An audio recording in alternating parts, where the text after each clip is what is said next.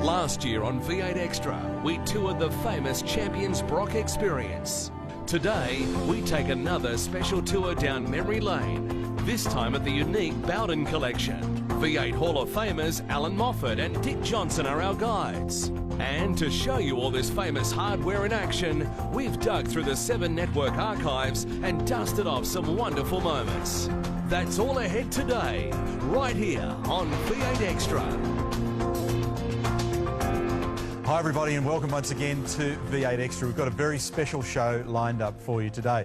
As you know, our championship series is in recess at the moment and we're on the eve of a very special time in the V8 Supercars Championship because Car of the Future is just around the corner. With all that in mind, we thought it was appropriate to stop and reflect, take a look at the heritage that has driven this business to the point where it is today. I'm standing in the middle of the Sunshine Coast in a private collection of cars owned by David Bowden. More than 80 of them in here. A priceless collection, beautiful cars, some of the most significant racing cars that have ever been on our tracks. And the man that's put it all together joins me now, David Bowden. It is a great pleasure to say welcome to V8 Extra. Oh, it's so good to have you here, Neil. Really looking forward to looking at some of these cars in detail. But, I mean, the obvious question for me is, how do you get started with something like this? Oh, it's so hard. I suppose I was a hot rodder when I was young. I used to build 32 Fords and 34s and all that. And then somewhere along the line, around 1973, when I was getting on a bit, I bought the Phase 4 from Keith Goodall in Townsville. And as you know, there's only 4 of those built, and that was the only full race one. And I got in a factory race car, and I realised how good it was, and I realised my old Phase 3 with a souped-up motor and everything was nowhere near as good as a factory race car, and that got me sort of after perfection, you know. Every single car in here is beautiful, and together with your sons, you've been able to spin a premium car care range out of all of this, out of this business. That's right, the boys have done that, and I'm very proud of what they've done. We were producing our own car wash because we couldn't buy one that we were happy with, and next thing they started putting it together and then selling it, yeah. When I walked in here, I was overwhelmed. There's a show literally in every car in here, but do you have a favourite? Well, I do and I don't. I mean, it's the one I drove last is about my favourite. But, of course, you know, things like the Super Falcon, I've had that since 1983, and Pete was a great mate of mine. The Moffat Mustang, Beachy's Monaro, you can't walk away from that. True Blue sitting there right next to us, green stuff. You know, of course, Brocky's 78 and 79 Bathurst winners, you know. So many cars. David, thanks for letting us do this, and what we want to do is lift the lid on it if we can. Thank you. It's a real pleasure. Thanks, Dan. So let's have a look at some of these cars in detail as we head off to the break. Check this one out. The 1981 Bathurst winner, the True Blue Falcon. Couple of touring car championships for that car. The 79 A9X driven by Peter Brock. This car won the race by 6 laps, broke the lap record in the closing stages. How about the 78 A9X? Incredible heritage, a Sandown winner, a Bathurst winner and a touring car championship. And am I revealing my age when I tell you that as a kid I stood on the fence at Calder and watched this car and thought it was beautiful. The first Holden to win the Australian Touring Car Championship, Storm and Norman Beachy's Shell Monaro. The Super Falcon from back in '72. This car was involved in one of the most extraordinary dices in the history of our sport. The late, great Pete Gagan battling with our mate Allan Moffat. And what about this? 42 years on, the Trans Am Coca-Cola Mustang. This is a beautiful race car. We're going to have a look at these cars in more detail today. Shortly, we'll catch up with both Allan Moffat and Dick Johnson. And as we go to the break, let's have a look at some of the beautiful cars in this collection.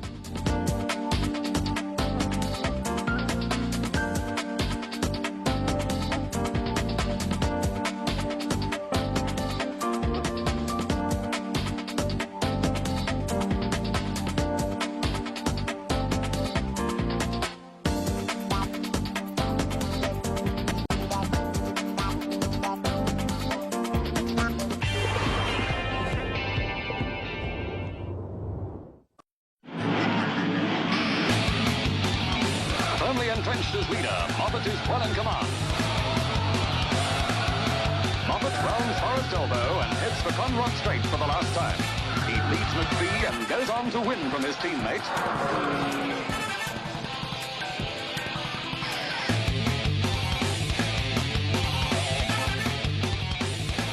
Now was a magic moment back in 1970. Allan Moffat's first Bathurst victory, the Hardy Ferodo 500 miles in those days, did it on his own. This is a very special V8 Extra. We're standing amongst the Bowden Collection today. It's my pleasure to welcome to the show two legends of our sport, genuine legends of our sport, Dick Johnson and Allan Moffat. Thanks for joining us today. Pleasure. Boys, look around. We're in the ultimate toy shop. It's beautiful, isn't it? A bit like heaven, isn't it? Yeah. Well, it's unique in Australia and probably unique in the world for such an array of what represents Australian motorsport. What I love seeing here is two fierce competitors working together, being in the one spot in this wonderful museum, but your sons are now in the same race team at Jim Beam Racing. It's fantastic. It's a bit ironic, really, isn't it? And one many years ago, when Allan was racing and I was racing, it was never going to be a point that you'd ever imagine something like this had happened. Well, it's great to be able to do it on our show. I said as we came out of the break, Allan, a special moment for you at Bathurst in 1970. On the subject of first, because I want to get into the hardware here now, the first car here, Car 9, 1973, Australian Touring Car Championship winning Falcon. What a beautiful machine. Well, it was, and it was a surprise to everybody because I wasn't able over the years to win a championship in the Mustang. And in 73, when this came out and was run by Ford Motor Company, Howard Marsden was in charge, we were able to pick up a few, but Brocky was there all the time. One of the things I want to do today, and we always have nothing like enough time, is to lift the lid a little bit on each of the cars that we're going to focus on and tell a story. I know there's a million of them, but have you got a story relating to this car? Adelaide round of the championship. I'd qualified well, so I was feeling comfortable.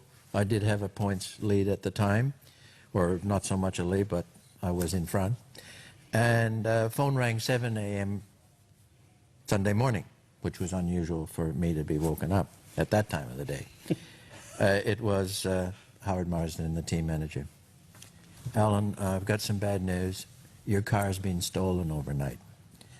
My answer was, Howard, I'm G'd up enough. I know the points are tight. I don't need to be woken up with a pep talk. And in his English answer, he said, Allan, I'm serious. Your car was stolen last night from Stillwell Ford. And I said, oh, yeah, okay, now that we're serious, what are we doing about it? He said, well, Murray Carter is very said he'd loan me the car, and that kept me in the championship. Unbelievable stories. Allan, I'm going to let you play with this and reminisce for a moment so Dick and I can have a look at the True Blue car, because these cars, Dick, I mean, the thing that blows me away, you and I spend our lives hanging around V8 supercars. I poke my head inside this thing and I see something that completely bewilders me because, I mean, there's a standard radio in here, there's carpet, I mean, it's so different. They were the rules, and you know, some of the things that used to happen going back then, you'd pull up in a pit stop at Bathurst and all of a sudden it'd be smouldering because the exhaust is underneath and the carpets are starting to smoulder, and so they'd throw a bucket of water in, you know? But you know, the lack of roll cage, you know, aluminium roll cage probably is like an ashtray in a motorbike, does nothing. But when you see the cars today, they're a maze of tubes. Well, as I said to Allan a moment ago, every one of these vehicles has got a book in it. I mean, is there a quick yarn you can tell us about this one?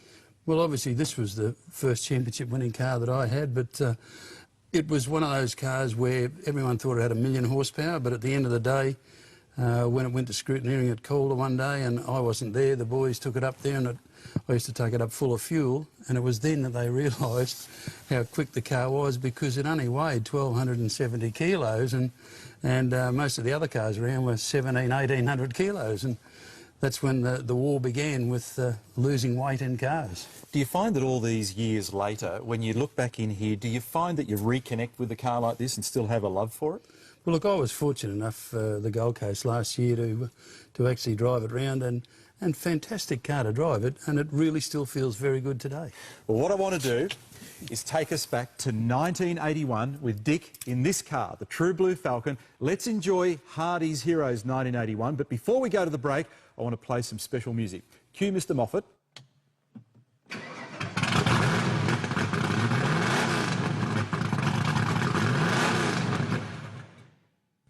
Want to hear it again?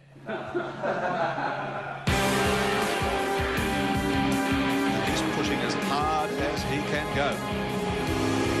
Still aquaplaning a little bit over the top of the mountain. Most of the cars Johnson. Still very, very smooth indeed. You think there aren't some fans up there on the top of the mountain giving him a big cheer on, and forward flags everywhere. Here he comes. 38-81.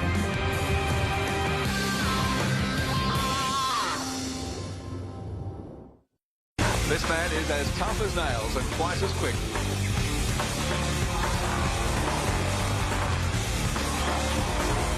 Oh, sensational time off the top of the mountain. On to Conrod Straight, and with a good shot, perhaps of taking pole position. Sideways out of the turn and across the tape, 2:14.708. Mount Panorama has erupted. Lambswool seat covers. You will not see too many of those at our next V8 Supercar event, which is coming up at Queensland Raceway. This is the Green's Tough Falcon. You just saw some wonderful imagery of that car from Hardy's Heroes back in 1984. Dick Johnson joins us again. Dick, this is a pretty significant vehicle in your history. Picked up a touring car championship in this little number. It certainly did, and ironically, a lot of the mechanical parts in this vehicle here are the ones from the previous year when it went through the trees at Bathurst. See, I had no idea that that was the case. I didn't realise that you'd actually fed bits into the 84 car that were involved in the shunt the year before. We certainly did, and ironically, you know, when you're having a bad weekend, you wouldn't think things could get worse, but on the way home between Bathurst and Orange, the boys had the old car and the trailer, and it actually rolled on the way back home, so the weekend just couldn't get any worse. So this is the 83 car that we saw firing through the weeds off Forest Elbow and that horrible catastrophe. You're telling me that on the way home it was involved in another shunt? It had another accident, so you've got to say that it was an unlucky car in one way or another. Was this a nice old girl to drive? It was a great car to drive, and certainly when they allowed us to put bigger brakes on them and those big 19-inch wheels on the back, they were a fantastic car, and I think it's one of the people's favourites. I can remember you having some monumental battles in this car, in particular with Brock. Well, to win a championship, it's about being consistent, and the car was very, very reliable. It finished every single race of the championship, and we're on the podium at every race, but we only ever won one race, but still won the championship. These are great memories. They're certainly great vehicles. And what I want to do is just remind everybody about the fact that this is not a publicly open museum. However, if you have a look at the details on screen with the website there for Bowden's Own, from time to time, there's some open days where you can sneak in and have a look at some of this hardware because it's great stuff. Talking about great stuff, what about this vehicle here? Allan Moffat, the 1977 Moffat Ford Dealers XC Falcons. If ever there were iconic cars in the history of Australian motorsport, then it's these. This is it, and this is Colin's car, and I can say it was an absolute delight to be able to have Colin join my team and to run the two cars throughout the championship was really something. But they weren't without their flaws, and stopping was one of them. That was the thing. I mean, you guys know because you've seen this go through 4 decades of transition, really. But today, we can go to Bathurst, as an example, and on lap 161, you can use the brake pedal as hard as you did on lap 1. That was not the case back in 1977 or earlier. Well, we could do it the other way around. We had brakes for 1 lap, and then we had 160 laps where we used the parachute. It was quite a nerve-wracking exercise, and we always tried not to have to change the brake pads. We had thick brake pads, but the stopping power wasn't there, and it was the people that had to nurse the car that made it do it. But Colin was a superb backup to us throughout the season, and the number of 1-2s we had was quite amazing. I think it's also misunderstood how quick these cars were. I mean, I was up there that day that you picked up the win in '77, and down Conrod Straight, these cars were fast. Well, we would have been doing over 180 miles per hour. Yep. And stopping was an optional extra. You had, if you jumped on the brakes and you burnt them up, you were never going to finish. And somehow or other, we managed to get by. But the 1-2 finish is certainly the highlight of my career. Bear in mind that that was when Bathurst Straight went straight. all the way down. Straight. That's exactly. Right. That's right. There's no kink in it in those days. And from memory, Alan, correct me if I'm wrong, but I think the car that you drove, when it was pushed out onto the grid for the start of the event, the brake pedal was on the floor. But miraculously, it was obviously your day, where the brake pedal came back just before the start of the race. You've never seen anybody talk about a duck paddling. I was pumping that brake pedal as the checkered flag was coming down, as the starting flag was coming down. I never knew whether I was going to make it through the next corner. Miraculously, it came back up again. Fantastic stories. Terrible. This is a beautiful motor car. This is the car that Colin Bond drove to position 2 in that race. In fact, what I want to do now is go to the break and recall some of the extraordinary images of the 1977 Bathurst 1000, some rare vision of these cars.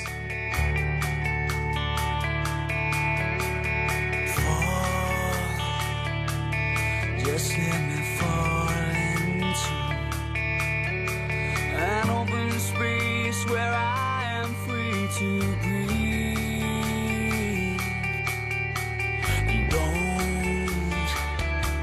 And don't try to bring me down.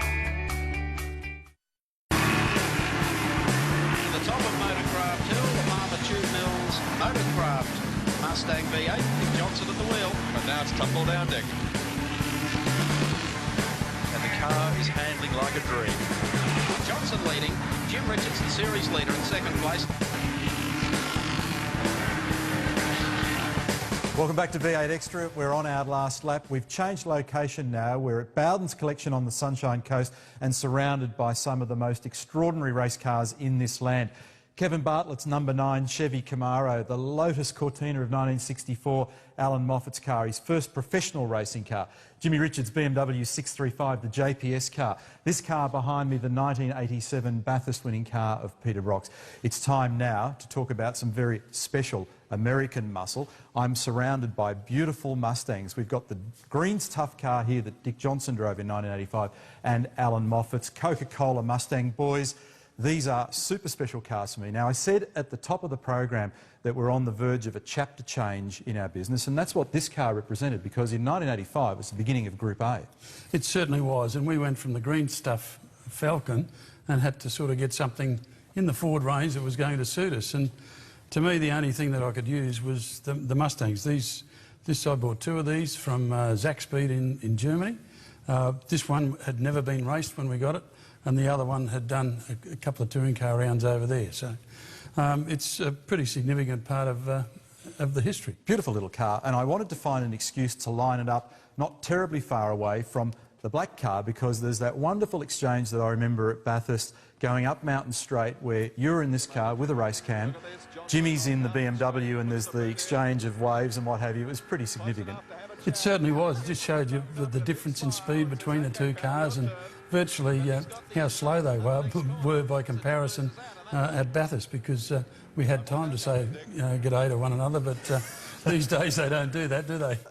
They certainly don't. Time now for Big Pond email. And Max Cutler from Airlie Beach asks both you gentlemen, do you have a favourite car in the Bowden collection? Well, look, quite frankly, anyone who asks me what my favourite car was, I always tell them it's the one that won a race. But realistically, I think the one that's significant for me is the one that we won the first Touring Car Championship and our first Bathurst in the 1981 True Blue car. She's a beautiful old bit of kit. Alan, for you? Well, picking up on Dick's theme, the one that won the most races for me, I'm very fond of this little beauty. 1 of 7 made in 1969. Your strike ratio of success in this car is extraordinary. 151 starts, 101 race wins. That's not a bad innings. It earned its keep over 6 years. It did a lot of miles in it, but it was a joy to drive, and was very popular with the fans. I said at the top of the show, 42 years on, and it's still just as significant, just as beautiful today as it was when it first rolled out on the racetrack. Hey, I want to do something, because we've not done this so far in the program, and that is to have a look beneath the bonnet, which is where it's all at with these cars. So let's sneak around and have a peek at this thing, because it is, and this is a phrase of mine, it's engineering art. It is beautiful under here. Well, this is exactly as the way it was produced. A famous Boss 302, which is 5 litres in our language, equipped with the Weber downdraft carburetors, essentially a carburetor for every cylinder, and it had a total of 485 horsepower in 1969. And believe it or not, that engine is the basic same engine as what we use in the Ford V8 supercar Isn't today. that fantastic? It's extraordinary, isn't it? Hey, quickly before we go, I didn't put a full stop on the story about the 73 number 9 car when it got pinched. Obviously, it was a happy ending. After the police found it in the Adelaide Hills, we got it back. So looking ahead now to our next V8 supercar event that's coming up at Queensland Raceway, August 19, 20 and 21, the Ipswich 300. Our next V8 Extra, well, we're off to Jim Beam Racing, going to catch up with Dick once again. Looking forward to that, a workshop show with an audience, lots of fun. Gentlemen, it's been a great pleasure to spend time with you today. Thanks for coming and hanging out with us. Our pleasure. Great to see some of the old history, mate. It is, they're great cars, and thanks also to the Bowden family who've done a wonderful job of hosting us today. Hope you've enjoyed the program. Look forward to your company again next week. Bye for now.